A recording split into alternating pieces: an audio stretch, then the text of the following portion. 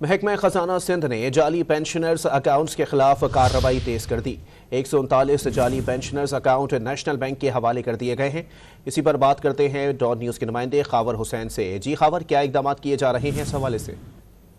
جعلی پینشنز میں اربوں روپے کی کرپشن کے بعد اب محکمہ خزانہ نے جعلی پینشنرز اکاؤنٹ کے خلاف کارروائی تیز کر دی ہے۔ 139 جعلی پینشن اکاؤنٹس جو ہیں وہ نیشنل بینک کے حوالے کیے گئے ہیں۔ محکمہ خزانہ کی رپورٹ کے مطابق ضلعی اکاؤنٹس دفاتر میں جا کر اکاؤنٹس کی چھانبین کی گئی ہے اور محکمہ خزانہ نے اے جی سندھ کے ساتھ مشاورت کے بعد LRP اور کمیونیکیشن اور گریجویٹی کے طریقہ کار میں تبدیلی بھی کی ہے۔